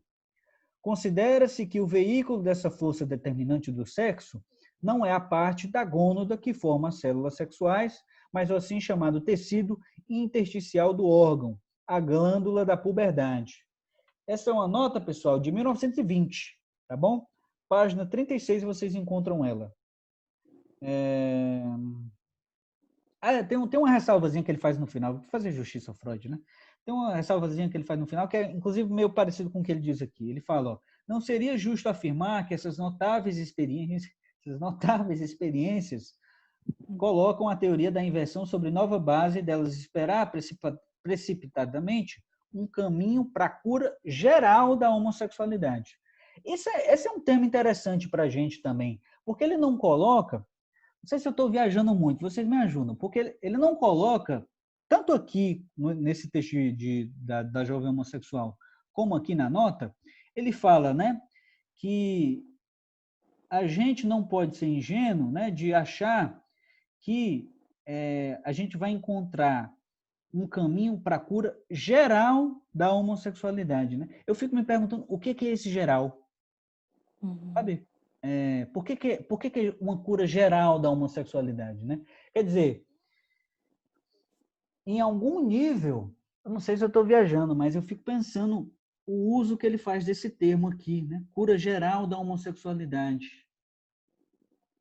Como se ele ainda guardasse, né? Porque, de alguma forma, pelo que eu entendi do texto, ele fala sobre um tratamento tardio, como se fosse possível começar um tratamento psicanalítico que possibilitasse essa inversão, posso colocar assim? Não sei, fiquei pensando nisso quando você colocou agora esse geral. Uhum. Sim. Sim. Eu queria fazer mais uma pontuação que eu estudei há um tempo atrás sobre a transexualidade, e aí esse nome, quando apareceu no texto, não me pareceu estranho, e aí eu fui procurar minhas referências. E aí tem uma parte também na história da endocrinologia, que eles chegam à conclusão em estudos, em pesquisas, que ambos os sexos, seja o feminino e o masculino, há presença de hormônios masculinos e femininos. Então, a pesquisa eu não vou saber falar o nome dele, Stein? Também não sei, Steinash, vamos falar assim. Steinash. Ele começou a pesquisas determinando que as bases hormonais biológicas haviam só hormônios masculinos nos homens e hormônios femininos nas mulheres. E aí, no século XX, em outras pesquisas, perceberam a presença de hormônios femininos e masculinos em ambos os sexos, e aí isso também modificou a forma como a endocrinologia via a diferença sexual e orgânica, né? Que aí também estabelece uma outra visão até mesmo do que é gênero, né? Do que é sexo, de como esses hormônios determinam ou não, muitas vezes, e aí é exatamente isso, que os hormônios sexuais não determinam as estruturas anatômicas. Sim, é justamente isso, Aqui no... Cadê? Olha, sim, ele diz aqui, ó, pessoal, ainda na nota, ó, num caso determinado, obteve-se a mudança sexual também num homem que havia perdido os testículos em consequência de uma tuberculose. Na vida sexual, ele havia se comportado femininamente como homossexual passivo e mostrava acentuados caracteres sexuais femininos de natureza secundária, quanto ao crescimento de cabelos e barba e gordura nas mamas e coxas. Após o implante de um testículo oculto de outro homem, ele começou a se comportar de modo masculino e a voltar sua libido normalmente para as mulheres. Ao mesmo tempo, desapareceram os caracteres somáticos, né? Então, Freud ele fala desse homem que foi, aparentemente, houve essa inversão total, né? Ele fala aí desse caso. A outra parte do texto onde ele fala do Steinash é aqui na página 132. Ó. Ele vai dizer o seguinte. É a seção teoria química, tá bom? Experiências feitas com animais envolvendo a extração das gônadas, testículos e ovários e o enxerto em vertebrados de novos órgãos similares do outro sexo esclareceram, enfim, parcialmente, a origem da excitação sexual e nisso rechaçaram mais ainda a importância de uma eventual acumulação dos produtos sexuais celulares. Foi possível realizar o experimento, Eugen Steinash, de transformar um macho em fêmea e, inversamente, uma fêmea em macho. E a conduta psicossexual do animal mudou de forma correspondente às suas características somáticas, ao mesmo tempo que elas. Então, esse é o ponto, né, para a gente. O caso acabou, né, gente? O caso acabou. Mas queria escutar vocês assim sobre essa questão, porque o que me incomoda particularmente nesse caso é que não aparece a todo tempo o Freud se pergunta, vamos dizer assim, isso está desde o início, né? Tem uma problematização sobre se é possível ou não fazer esse tratamento da homossexualidade, né? Então, a gente vê várias posições dele em todo esse texto, mas a gente nunca vê ele se perguntando o porquê de fazer esse tratamento. Entendem? Ele não coloca em xeque aqui essa frase, né? Não cabe à psicanálise resolver o problema da homossexualidade, mas, né, e heterossexualidade, porque aí se ele traz em alguns momentos, né, a questão da bissexualidade, da escolha do objeto, e é isso, assim, né? Isso já está dado para ele como um problema, mas que talvez, né, não seja ali a psicanálise resolver, mas ainda é visto como um problema, né? Porque esse é o ponto. Esse por que curar, né? Por que oferecer um tratamento, é que é a pergunta política, entende? É essa a pergunta que deveria nos interessar de saída, porque senão a gente cai justamente nesses delírios de conversão, como a gente tem hoje. Né? É interessante esse comentário que está fazendo, quando tu citou o termo política, por exemplo. Porque é um campo que se diz tão político e sabe falar tanto sobre política, mas ao mesmo tempo é um campo que foi capaz de tomar uma espécie de antibiótico, quase como se você combate a uma bactéria, e quando fala, por exemplo, sobre a palavra gênero, pula lá longe, entendeu? E hoje existem discussões em relação a sexo, gênero e a multiplicidade que tem da forma como as pessoas expressam a sexualidade, ressaltando todo o tempo e articulando criticamente como, por exemplo, a questão do que é masculino e o que é feminino são ficções que foram criadas recentemente, entendeu? E aí a psicanálise pegou esse engodo, né? A psicanálise como algo que surgiu em 1900 mais ou menos, nasceu dentro desse engodo de ficções em relação ao que é masculino e o que é feminino, entendeu? E tenta se sobressair ou se organizar a partir desse engodo, mas sem parar para pensar minimamente no tanto que isso é ficcional e histórico, sabe? E muito mais antigo. E no tanto que a gente tem uma porrada de teórico atualmente, como a Judith Butler, o Preciado, o próprio Foucault falou muito sobre isso. Enfim, uma grande galera que está articulando isso criticamente e dentro da política, mas é quase como se o campo nosso da psicanálise tivesse tomado uma espécie de antibiótico em relação a esses temas, essas discussões. Quer falar sobre política, vai falar só sobre fascismo, entendeu? Não que seja relevante. Mas e sobre as outras discussões que estão todo o tempo aparecendo na clínica, e como o próprio PH está citando, né? Tipo, se manter dentro dessas ficções, entre o que é masculino e o que é feminino, entre o que é hétero e o que é homo, isso dá ensejo por exemplo, os Estados Unidos hoje ser campeão em lugares e estabelecimentos que fazem terapia de conversão sexual, sabe? Sim. E é muito assustador ver o Freud utilizando o Steinash, né, assim, a torta direita, e aí pegar, acho que é uma coisa que você falou, não lembro se foi no primeiro encontro aqui desse texto, mas de colocar isso na mesa, assim, porque a psicanálise aí está carregando tudo isso, e no sentido de pensar de parar de usar certos termos mesmo, colocar, porque aí também parece isso, né, disso do antibiótico que o colega estava falando também, de não olhar, né? Tipo, não, deixa aqui, mas o Freud falou isso da bissexualidade, então olha que maravilhoso, né? Mas e tudo isso é isso que ele falou. Sim. Eu acho que isso tem muito a ver com a ideia do Freud, né? que ele, inclusive, expressa várias vezes textualmente, de que a psicanálise seria uma ciência neutra, né? Ele chama para si esse lugar do analista, de neutralidade, várias vezes, né?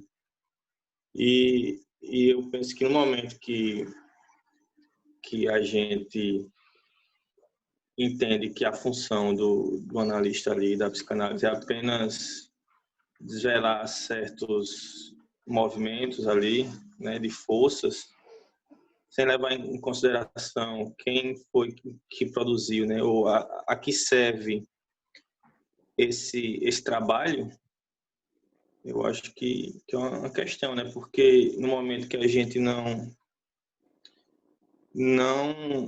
se assume enquanto politicamente posicionado, a gente passa a simplesmente trabalhar para o que está estabelecido, né?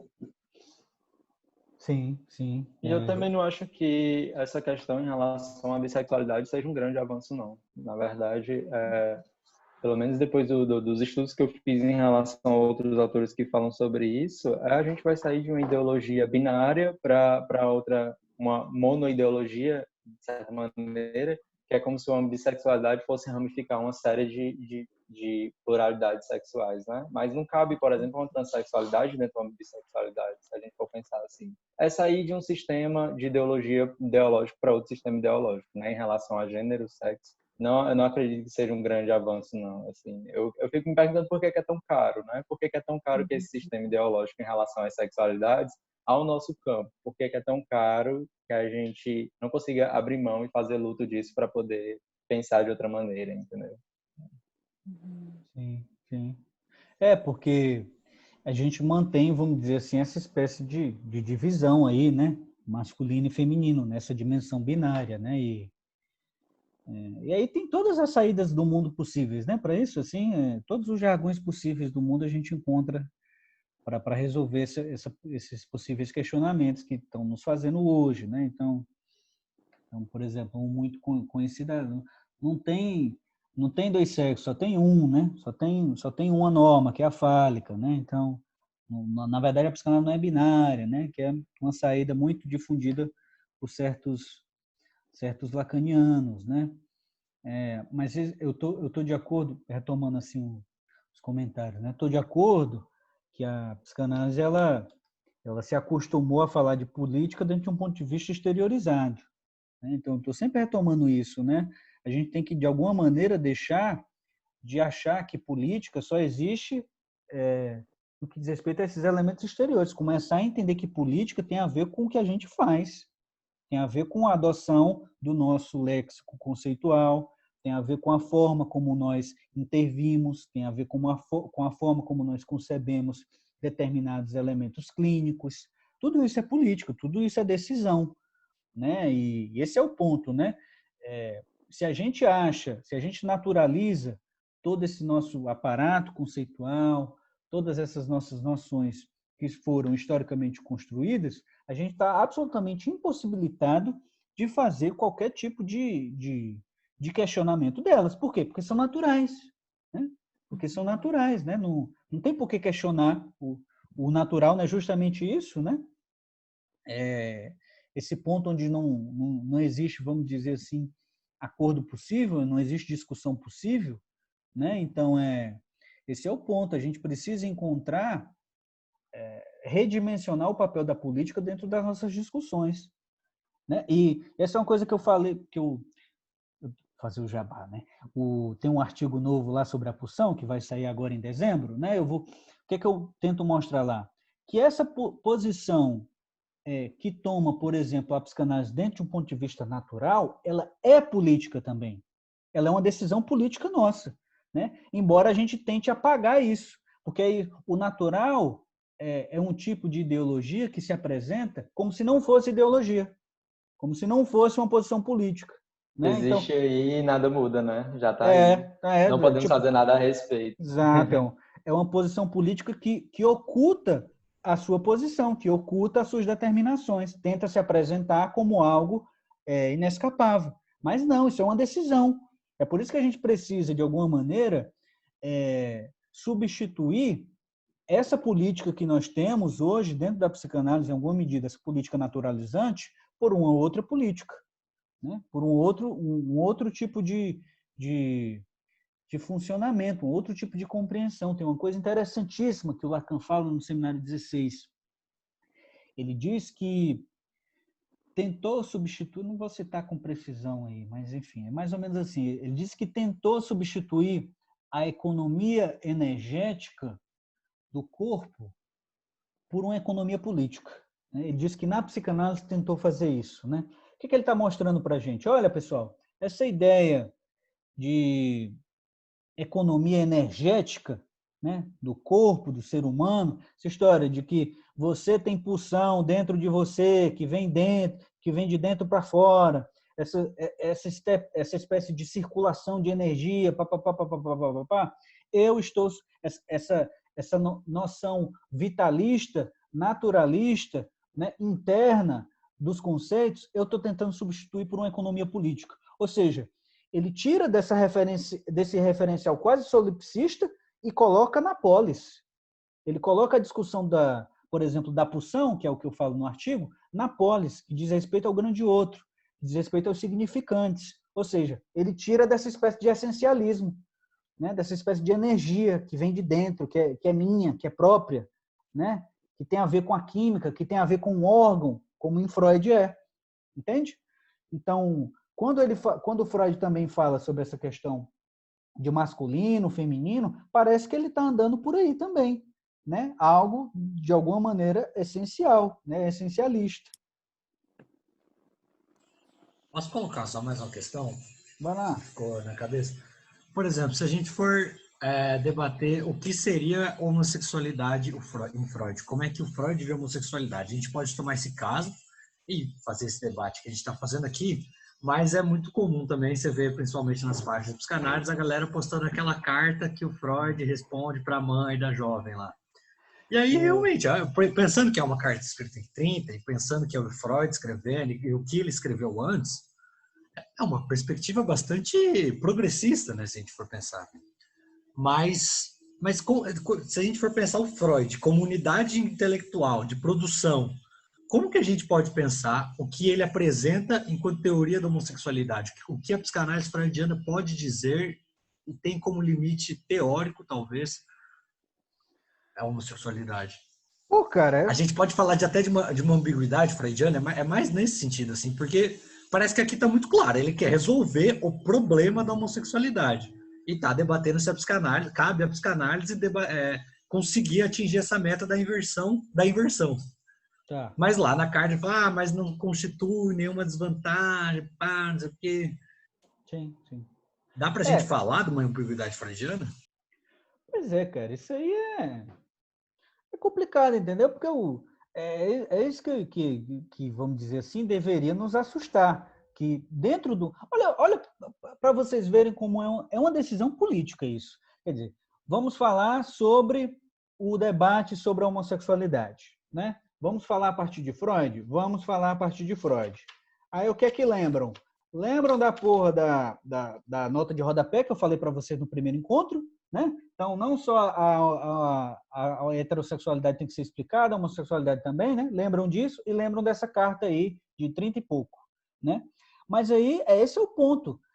Nós apresentamos isso de forma tão pobre, de forma tão destituída de reflexão política sobre as coisas, que a gente acabou de ler um caso, gente, que assim dá pano para a manga para a gente questionar muita coisa que ele está propondo aqui. Por que a gente não faz isso? Quer dizer, é uma decisão política nossa apresentar o Freud como essa espécie de pensador progressista, né? Não, o Freud estava superado desde os 3 ensaios, estava superada essa compreensão de homossexualidade como uma espécie de patologia. Mentira, isso é falso. Né? A gente encontra isso não só aqui dentro desse caso, como dentro dos próprios 3 ensaios. Né? A gente encontra uma série de coisas. Não à toa, como eu disse para vocês, está lá ele no final do caso falando sobre... Como é que ele diz, meu Deus? Deixa eu procurar aqui. Esqueci, rapaz. Tem um termozinho que ele fala. Prevenção da inversão. Né? Não à toa ele fala prevenção da inversão. É o último tópico dos 3 ensaios sobre a sexualidade, gente. Né? Então, assim, e fora as citações que eu mandei para vocês, né? Lá dos nossos encontros no WhatsApp, né? Dele falando que é perversão, bababá, disse para você vai... Esse é o ponto, né? Quando a gente apresenta um Freud progressista, dessa forma que a gente apresenta, tão pobre, tão destituído de contradições, tão destituído de questionamentos, quando a gente faz isso, a gente faz uma manutenção, não sei se é consciente ou inconsciente, foda-se, mas a gente faz uma manutenção disso que está de fundo. Uhum. De todos esses problemas que estão de fundo. Né? É igual dizer que Lacan era freudiano. Pois é. Né? Então, a gente... Retirar uma frase solta, mas usar aquilo como uma identidade para o teórico que não, sim, não tem muita relação com aquilo que ele escreveu durante a vida toda, sabe? Sim. Mas essa é a questão. Se, de fato, nós temos condições de fazer uma discussão mais qualificada sobre esse ponto da homossexualidade em psicanálise, a gente tem que necessariamente deixar de apresentar o Freud como essa figura destituída de contradições no que tange a esse tema, né? Porque é uma loucura, sabe? Você vê gente ensimesmada em 2020, o pessoal ensimesmado com jargão, né? Só com frase feita, né? Uhum. Entra nesses debates sobre a sexualidade com jargãozinho, sabe? Então, quando a gente vai ler um negócio desse aqui, a gente vê uma série de outras questões, né? Que deveriam chamar nossa atenção. Se nós estamos interessados numa outra psicanálise, nós precisamos nos posicionar ativamente contra essas questões, fazer uma discussão forte sobre isso, né? Ter condições para fazer isso, sei lá, nos grupos de estudo que a gente tem, nas escolas que eventualmente a gente frequenta, sei lá, na internet, conversando com colegas, enfim. Mas a gente tem que se posicionar, senão vai chegar o 2050 e tá lá a gente falando que Freud revolucionou e tal, e não tem nenhum problema com a homossexualidade, tá? Sabe? É complicado, né? É complicado, né? Eu percebo muito Com vocês. Pode falar, Carol. É que eu pensei muito nessa questão que ele fala da adoção do feminino e masculino a partir do convencional também, né? E aí que ele fala que tem que pensar a partir da perspectiva biológica e do convencional, que eu entendi que é a partir da perspectiva da sociedade. Sim. E aí eu fiquei pensando, mas por que então ele perde tanto tempo tentando explicar o que é feminino e o que é masculino, se ele fala que ele tem que adotar essa perspectiva convencional? Não entendi, sabe? Não sei o que vocês pensam disso, assim. Mas parece que para mim tá dado, assim, eu vou adotar isso que a sociedade fala, que a sociedade dá como feminino e masculino, vou adotar também a biologia, só que eu também vou ficar aqui perdendo meu tempo, não sei, falando sobre o que é energia, que é uma energia psíquica masculina, o que é uma energia psíquica feminina. Não sei se vocês entenderam o meu ponto, assim. Eu não entendi, assim, essa parte dele falar da convenção, da biologia. A psicanálise fica onde? Sim, são as contradições, acho que é isso, assim, né, que o PH falou, não dá para não ver mais isso, né? E aí, pensando nisso que você colocou, é muito, aí que fica também muito sério, porque ele coloca, né, essas 3 características ali, porque ele sabe, quando ele põe assim, né, tipo da escolha do objeto, e as 2 primeiras, né, que recai na biologia, e só que ele recua, né? Daí ele recua, ele volta de novo a falar, né, do homossexualidade como problema, e não sei se talvez se ele abrisse, né, mais essa questão para desbancar mesmo isso que está ali na biologia, porque aí será que seria uma certa renúncia de tanta coisa que ele já tinha escrito, sei lá, pensando nisso da maternidade, que está sempre muito atrelado, né, ali ao feminino, ao como ele coloca, porque aí realmente, né, iria desbancar muita coisa que ele já tinha colocado até então. Sim, e aí... Sim. Tô de acordo. O que você ia falar, Rafael? Eu tenho a impressão de que, eu acho assim, que se a gente for parar por aí, eu acho interessante demais o movimento de pegar o texto do Freud e fazer uma leitura crítica, né? O PH me deu esse grande ensinamento em 2019, desde então vamos fazendo isso. Mas o que eu percebi? Pegar um texto do Freud, fazer uma leitura crítica e tentar avançar nessa leitura, no sentido assim, certo, isso aqui está errado, para onde eu vou? Com a psicanálise, eu vejo que há constantemente um movimento de um certo reforço daquilo que o Freud criou enquanto padrão. E foi isso que me botou, de certa maneira, para começar a ler muitos textos sobre questão do pós-estruturalismo, textos políticos, questões sobre gênero, sexualidade, porque é ali onde a galera avança, entendeu? Porque a galera tem uma certa noção de política que é caro demais para compreender essas questões.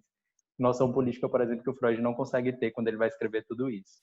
Então, assim, você lê e você critica e você encontra as fissuras do texto, mas se você for tentar preencher essas mesmas fissuras com textos da psicanálise, você vai preencher a fissura com mais do mesmo, só que com o nome de outro teórico. É muito difícil. Eu acho que o Sérgio Leclerc foi o primeiro teórico que eu consegui ler dentro da psicanálise que faz algum tipo de avanço no sentido de politizar mais essas noções que já estavam sendo reforçadas de maneira essencialista e substancialista e naturalista, que já vem ocorrendo há muito tempo.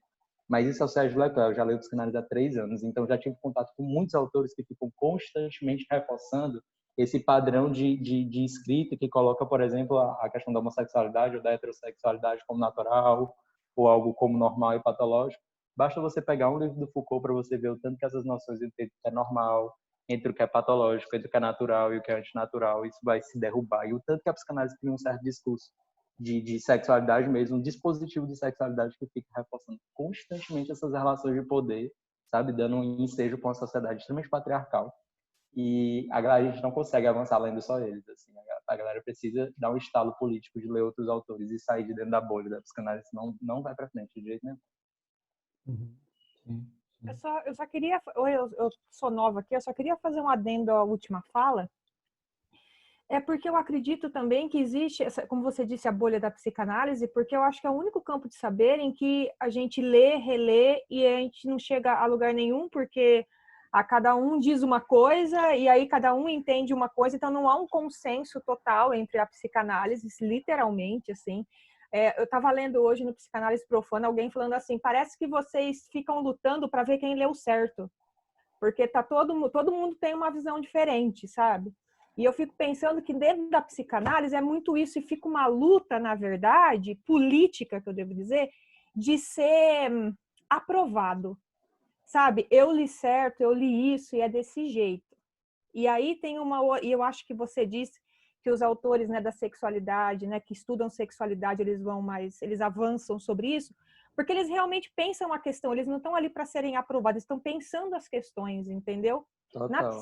Na psicanálise, me parece, pode ser, eu também estou, né, eu estou adentrando mais esse universo agora, apesar de já estudar há um tempo, mas me parece que as pessoas ainda estão lutando para entrar em consenso sobre certas coisas e não pensando em avançar nas questões, entendeu?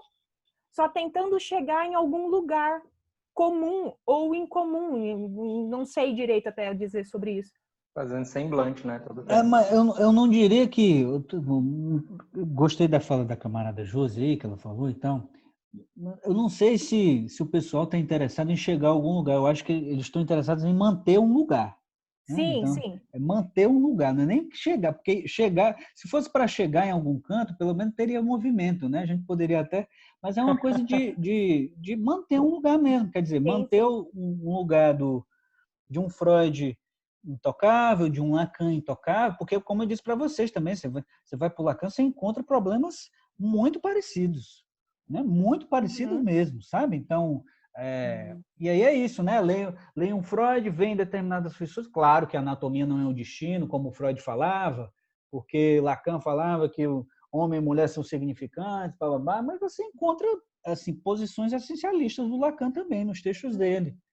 Agora, Desculpa, não, mas é só para talvez finalizar, não sei, mas é que eu fico vendo, por exemplo, agora essa onda, né, de pessoas na internet, né, postando as coisas e tudo mais, e aí eu vejo muito assim, quem tem uma posição, digamos, mais ortodoxa das coisas, da psicanálise, se você faz uma questão, por exemplo, sobre dinheiro, que é algo que está, né, que é bem problemático.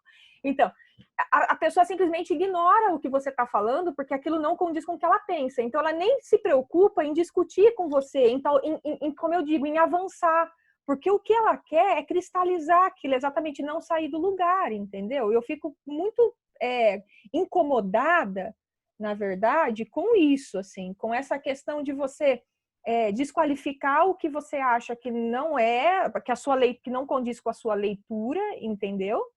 E depois, enfim, é isso, assim, você desqualifica aquilo que não condiz com a sua leitura e você procura não avançar, porque você parece que você quer cristalizar ainda mais a sua visão. A impressão que eu tenho é essa. Mas essa questão, né? Quer dizer, vamos falar sobre dinheiro. A análise tem que ser cara, né? O que é isso? É uma visão natural, né? Uma visão quase que é o dogma, né? É o dogma, porque... E esse é o ponto, é não entender que dizer que a análise tem que ser cara é uma posição política.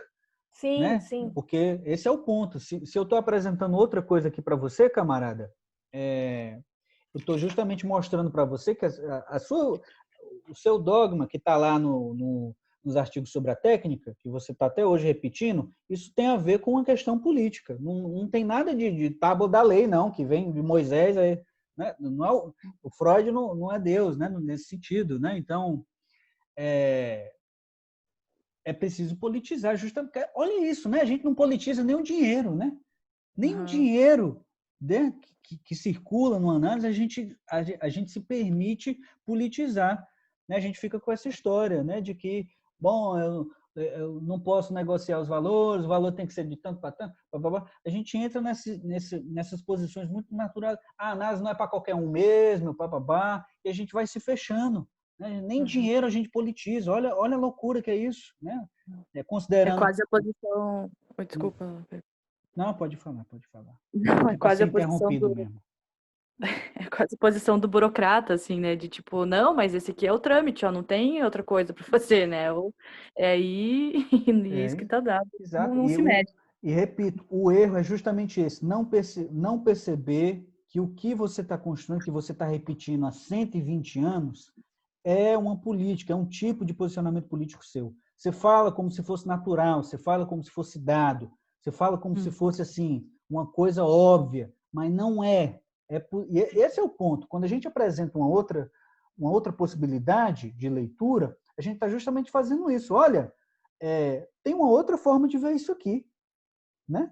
Tem uma outra forma de ver isso aqui. A gente está oferecendo uma outra política para esse campo. A gente está oferecendo uma outra saída para isso. Vamos discutir esse negócio.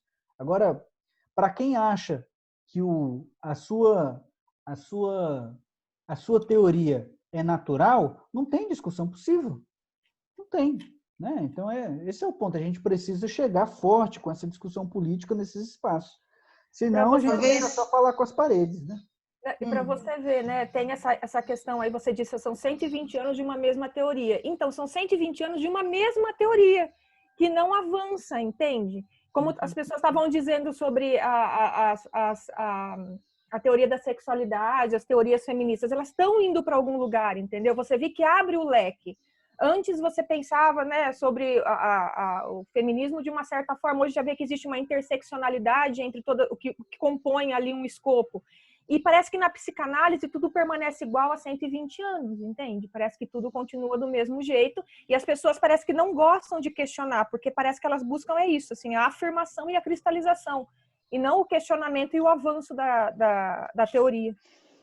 Talvez eu entre numa questão agora que eu faço um paralelo, mas eu também não sei onde eu vou chegar, porque tem algo que eu vou construindo aí.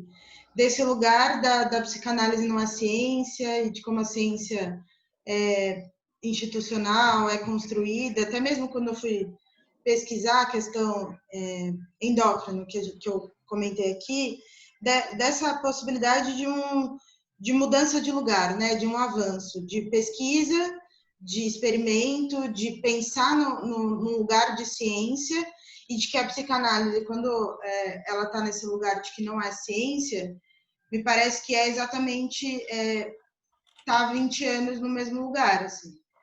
Não estou dizendo que a psicanálise é a mesma estrutura de ciência, talvez não seja esse paralelo, mas talvez seja o paralelo de a ciência é uma política. e de como a política também a gente se movimenta ou não. A gente quer estabelecer um lugar de política, qual ele? É exatamente nesse lugar de verdade, de uma política de verdade? Então não tem que ser questionado, não tem que ser repensado, é um lugar de reafirmar esse lugar como uma verdade. Que aí, esse paralelo talvez que eu faça com a ciência, é a possibilidade de se movimentar. A ciência estabelece esse lugar de que nada é verdade. É questionado e é uma possibilidade de repensar o que já sabe. Enfim, não sei se também se... Eu acho que eu entendi o seu comentário também, né? Porque justamente tem toda aí essa discussão, né? Se a psicanálise é ciência ou não é, né? Ou, na verdade, não tem essa discussão, né? A gente diz que não é e pronto, né? Então, sim. A gente diz que não é e pronto, né? Mas isso é absolutamente questionável também, né? Para o Freud, era uma ciência, né? Merecia estar lá no panteão. Lacan tem uma proposta em específico sobre a cientificidade da psicanálise, com a tal das ciências conjecturais. Mas o ponto é justamente isso, né? Se não é ciência, o que é, né? Se não é ciência, o que é? Porque esse é o ponto, não adianta só responder se é ou não, né? A gente teria que, de alguma maneira, também pensar se não é, o que é, né? E o perigo é justamente esse, nós, nessa recusa da ciência, cairmos justamente no campo da religião, né? Porque acho que essa é a grande questão, né? Que o Lacan, inclusive, falou sobre isso também, né? Se vocês vão lá no Seminário 11, ele está lá falando sobre isso, né? Está falando sobre essa dimensão de religião que a gente encontra dentro da nossa comunidade, né? Então, eu gosto da ideia de certo espírito científico, né? O espírito científico é justamente esse, né? É certa dimensão de investigação, certa dimensão de questionamento, né? Então, que inclusive, em alguma medida, o Freud tinha, porque vocês vão ver o Freud mudando de opinião, assim, em uma série de pontos chaves da teoria dele, né? Então, se fosse para pegar algo do Freud, seria talvez essa não recuar, vamos dizer assim, de novos achados teóricos, né? Não recuar, vamos dizer assim, do debate, né? Embora o Freud talvez não seja o melhor exemplo, não, porque ele também cortava a megada, que era uma beleza, né? Mas, enfim, talvez não. Talvez não. Vamos deixar esse exemplo aí para lá, né? Mas é isso, né? A gente poder ter esse espírito investigativo, ter esse espírito científico, né? Por que é grupo de investigação, né? Por que é grupo de investigação? Me agrada a ideia de gente interessada em pesquisar, né? Me agrada a ideia da gente debater aqui, né? Que não fique uma coisa só eu falando, enfim. Como eu disse, estou aqui para ser interrompido, justamente porque eu também sou só mais um falando aqui, né? Enfim. Mas a gente e que a investigação também é uma posição política. E que é exatamente esse lugar que a psicanálise sustenta, por exemplo, quando se discute relato de caso, muitas vezes, mas que não discute o que é a teoria a partir desse relato de caso, por exemplo. Fazendo um paralelo, né? Dessa investigação a partir de um relato de caso, o que traz a teoria nisso? O que é essa relação com a teoria? Porque relato de caso é algo difundido dentro do campo. Mas não se discute a teoria. E quando se discute a teoria é num lugar de verdade. É uma posição política. Porque é doideira, né? O pessoal tá saindo, porque a gente já tá chegando no horário, na verdade já passou do horário bastante, né? Vamos tentar fechar 1 hora, tá bom? Mais uma coisa com relação ao que a camarada Josi falou, que é a questão do consenso, né? Porque ao mesmo tempo que eu concordo, assim, que a gente tem que estar nesse movimento, eu acho que a gente tem que... Porque às vezes eu tenho a impressão que a psicanálise, ela tem muitas verdades, e é essa a questão, né? Porque ao mesmo tempo que tem algumas coisas que se colocam como universais, ela tem muitas posições, né? Muitas verdades, o que faz a psicanálise cair numa pós-modernidade, digamos assim. Né? Não tem algo estabelecido. E aí eu não sei se é do momento histórico que a gente está vivendo, né? Outras correntes também estão passando por isso, mas a questão do consenso, ela é importante, né? E eu não sei se é esse o momento histórico, né? De se formalizar um consenso, de se formalizar algo que enfim, tenha consistência, né? Não seja tão away assim, mas eu acho que é justamente o perigo e o erro, digamos assim, da psicanálise é justamente essa falta de consenso, né? Essa falta de... Ou consenso numa coisa tosca e arcaica, né? Não sei, porque é isso, cada um fica com a sua leitura, cada um fica com a sua opinião, aí você vai ler lá uns textos que eu concordo com a Josi, que eles só querem dizer que o Freud estava certo, né? Olha só, acontece isso hoje em 2020 e o Freud já via que acontecia isso lá não sei quando, sabe? E de tentar reafirmar uma posição, mas é interessante que se tenha esse consenso também, né? Não sei o que vocês pensam disso, mas politicamente... É porque, assim, eu acho impossível que a gente consiga organizar uma espécie de consenso geral no que tange a teoria da psicanálise, por mais trabalho que a gente faça.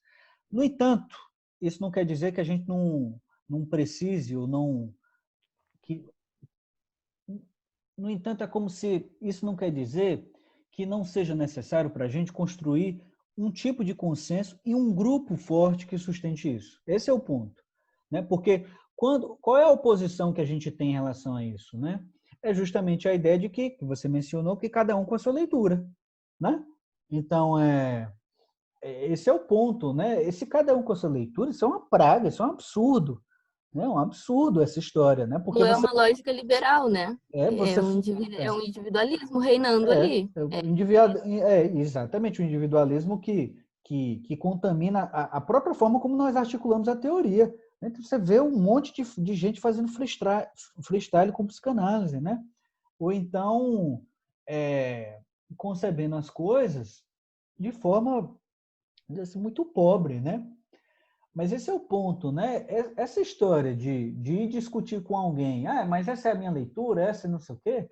Cara, assim, é óbvio que tem divergências teóricas, mas tem divergências, assim, que tem determinadas posições teóricas que são absolutamente inadmissíveis para a gente, né? E que a gente precisa se posicionar ativamente contra.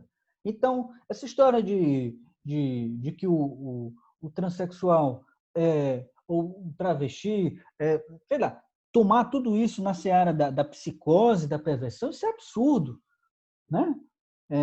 Inveja do pênis, isso é absurdo em 2020, gente. É uma posição política nossa. A gente precisa, de alguma maneira, sustentar isso, né? E essa história, por nossas posições, somos sempre responsáveis, que não sei o quê.